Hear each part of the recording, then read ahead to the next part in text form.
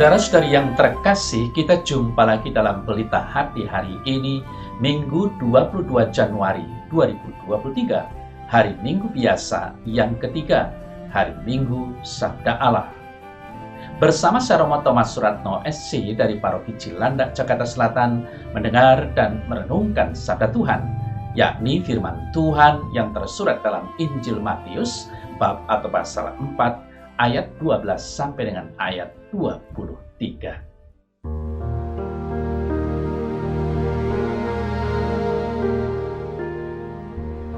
Pada waktu Yesus mendengar bahwa Yohanes telah ditangkap, menyingkirlah ia ke Galilea. Ia meninggalkan Nazaret dan diam di Kapernaum di tepi danau di daerah Zebulon dan Naftali, supaya genaplah firman yang disampaikan oleh Nabi Yesaya. Tanah Zebulon dan tanah Naftali, jalan ke laut, daerah seberang sungai Yordan, Galilea, wilayah bangsa-bangsa lain dan bangsa yang diam dalam kegelapan telah melihat terang yang besar, dan bagi mereka yang diam di negeri yang dinaungi maut telah terbit terang. Sejak waktu itulah Yesus memberitakan, bertobatlah sebab kerajaan sorga sudah dekat. Dan ketika Yesus sedang berjalan menyusur danau Galilea, ia melihat dua orang bersaudara, yaitu Simon yang disebut Petrus dan Andreas saudaranya. Mereka sedang menebarkan jala di danau, sebab mereka penjala ikan. Yesus berkata kepada mereka, "Mari, ikutlah aku, dan kamu akan kujadikan penjala manusia." Lalu mereka pun segera meninggalkan jalannya dan mengikuti dia. Dan setelah Yesus pergi dari sana, dilihatnya pula dua orang bersaudara, yaitu Yakobus anak Zebedius dan Yohanes saudaranya, bersama ayah mereka Zebedius sedang membereskan jala di dalam perahu. Yesus memanggil mereka dan mereka segera meninggalkan perahu serta ayahnya, lalu mengikuti dia. Yesus pun berkeliling di seluruh Galilea. Ia mengajar dalam rumah-rumah ibadat dan memberitakan Injil Kerajaan Allah serta melenyapkan segala penyakit dan kelemahan di antara bangsa itu.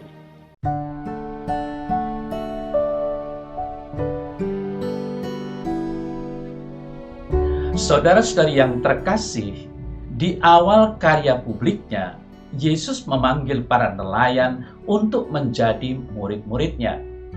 Sungguh suatu pilihan yang mungkin tidak masuk hitungan jika kita berpikir dari cara pandang manusia. Sebab kita manusia, jika menjadi pemimpin, cenderung memilih staf pembantu yang sudah pandai dan ahli. Namun cara pandang Kristus berbeda dengan cara pandang kita. Sebab Allah berkenan kepada mereka yang kecil, sederhana, dan lemah. Karena di dalam kelemahan manusialah kuasa Tuhan menjadi sempurna. Betapa ini nyata dicatat dalam Perjanjian Lama saat Allah memilih Nabi Musa dan Nabi Yeremia yang tidak pandai bicara. Demikian juga Gideon yang paling muda dari kaum yang terkecil, atau Daud anak bungsu Isai yang menjadi gembala domba. Demikianlah saudara-saudari yang terkasih, Kristus juga memilih kaum miskin dan sederhana untuk menjadi sahabat-sahabatnya. Sungguh dalam kesederhanaan pikiran para nelayan itu, Simon Petrus, Andreas, Yakobus, dan Yohanes menerima panggilan Kristus untuk menjadi penjala manusia. Mereka segera meninggalkan jala dan perahu mereka untuk mengikuti Yesus. Tindakan mereka ini mendorong banyak orang di sepanjang sejarah gereja yang melakukan hal serupa, yaitu meninggalkan segala sesuatu untuk memberikan diri seutuhnya kepada Tuhan Yesus. Tindakan para murid itu selayaknya membuat kita merenung, bersegerakah kita mengikuti Tuhan Yesus seperti yang mereka lakukan? Saudara-saudari yang terkasih, sejauh mana kita mau meninggalkan kehidupan kita yang lama, zona nyaman kita, untuk mengikuti Dia? Sudahkah kita menjadi miskin di hadapan Allah, sehingga siap menyambutnya untuk mengisi hati kita? Sungguh warta Injil hari ini menggugah hati kita agar kita bersedia mengikuti teladan para rasul yang memberikan diri mereka untuk menjadi perpanjangan tangan Kristus. Kristus rindu untuk menjangkau setiap jiwa. Namun untuk itu ia mengundang kita untuk berperan serta. Mari ikutlah aku, dan kamu akan kujadikan penjala manusia. Maka di samping itu, saudara-saudara yang terkasih, kita diingatkan agar mau mengikut Yesus. Sebagaimana yang dilakukan oleh para rasul itu, namun tidak hanya mengikuti dia, tetapi juga agar kita mau diutus olehnya dan mau melakukan apa yang diperintahkannya dan mewartakannya kepada seluruh bangsa. Dan kita semua tahu bahwa perintah pertama dan utama yang dikehendaki oleh Tuhan Yesus adalah perintah untuk mengasihi. Mengasihi Tuhan dan mengasihi sesama. Namun kedua hal itu tercermin terutama jika kita menjaga kesatuan dan menghindari segala macam perpecahan. Sebab di balik semua perpecahan itu ada unsur kesombongan, menomorsatukan diri sendiri, dan tidak jarang kegagalan untuk taat pada perintah dan kehendak Tuhan. Saudara-saudari yang terkasih, bukankah hal ini nyata dalam perceraian suami istri misalnya, perpecahan dalam kelompok, atau bahkan perang antar negara? Maka sangatlah tepat jika Rasul Paulus berkata dalam suratnya, "Tetapi aku menasihatkan kamu, saudara-saudara, demi nama Tuhan kita Yesus Kristus, supaya kamu seia sekata dan jangan ada perpecahan di antara kamu. Tetapi sebaliknya, supaya kamu erat bersatu dan sehati sepikir." 1 Korintus 1 ayat 10. Sungguh, kesatuan dalam kasih memang membutuhkan perjuangan untuk terus diwujudkan. Namun jika itu terjadi, di sanalah terang Tuhan bersinar. Sebab dalam mewujudkannya semua pihak belajar untuk saling mendengarkan, mencari solusi untuk kebaikan bersama, dan besar kemungkinan melibatkan pengorbanan.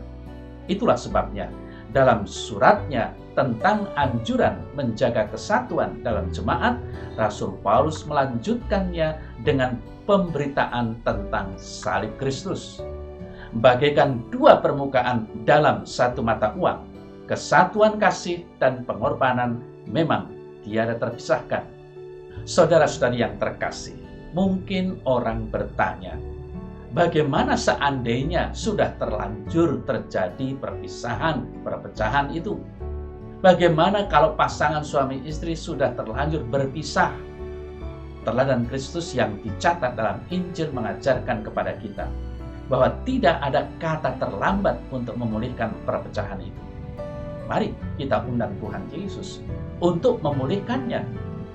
Yesus memang telah memulihkan kehancuran manusia akibat dosa melalui korban salibnya. Namun jangan lupa, pemulihan tersebut juga mensyaratkan pertobatan ataupun pengorbanan dari pihak kita. Pertobatan dapat digambarkan dengan sikap meninggalkan keakuan dan keegoisan kita. Saudara-saudari yang terkasih, pengorbanan dapat digambarkan dengan meninggalkan zona nyaman kita. Seperti para murid Yesus yang pertama itu, yang rela meninggalkan segalanya untuk mengikuti Yesus. Siapkah kita meninggalkan keakuan kita untuk mengikuti Tuhan Yesus? Maukah kita meninggalkan kesombongan kita dan bersedia meminta maaf dan memperbaiki kesalahan demi menjaga kesatuan dalam keluarga, dalam komunitas, dan juga dalam masyarakat? Atau bersediakah kita menjadi alat Tuhan untuk turut membantu sesama kita yang sedang bergumul dalam mengusahakan kesatuan kasih itu? Saudara-saudari yang terkasih, menjaga kesatuan kasih adalah bukti nyata bahwa kita sungguh murid Kristus. Sebab dengan demikian, kita menyampaikan terang Tuhan. Demikianlah kalau mau dirumuskan pesan firman Tuhan hari ini. Fakta bahwa kesatuan itu tidak mudah diwujudkan, tidak menepis fakta lainnya, bahwa kesatuan membuktikan kasih yang sejati, baik kepada Tuhan maupun kepada sesama. Hal ini membuat kita langsung teringat kepada salah satu tanda gereja sejati yang didirikan oleh Kristus, yaitu satu, kudus, katolik, dan apostolik. Semoga kesatuan gereja ini dapat terus mendorong kita untuk selalu mengusahakan kesatuan kasih dalam keluarga kita, dalam komunitas kita, dan dalam negara kita. Hal ini membutuhkan kerja keras, namun di atas itu membutuhkan kasih sejati dan kerendahan hati. Semoga Kristus Sang Terang memampukan kita semua untuk memperjuangkan kesatuan kasih itu, agar kita pun dapat menikmati buahnya. Sebab kesatuan kasih itu sungguh bercahaya memancarkan terang Tuhan, dan tak ada seorang pun di dunia ini yang tidak membutuhkan terang itu. Sungguh, saudara-saudari yang terkasih, Kristus Sang Terang dunia telah datang untuk menghalau kegelapan, dan Sang Terang itu memanggil kita untuk turut memancarkan terangnya. Seperti para murid itu, kita pun dipanggil untuk menjadi penjala manusia, supaya melalui kita, orang-orang di sekitar kita dapat melihat terang Kristus dan datang kepadanya. Mungkin ada baiknya kita bertanya kepada diri kita sendiri, sejauh mana kita telah memancarkan terang Kristus melalui perkataan dan perbuatan kita. Apakah kita sudah dengan giat melaksanakan tugas pekerjaan kita sehari-hari dan siap menolong mereka yang membutuhkan bantuan? Sejauh mana kita mempunyai kepekaan untuk menghibur yang berduka, menyapa yang kesepian, dan memberi semangat kepada yang berputus asa? Sejauh mana kita mau mempelajari dan merenungkan ajaran iman kita tentang Sang Terang itu, agar hidup kita dipimpin olehnya dan kita dapat membagikannya kepada sesama.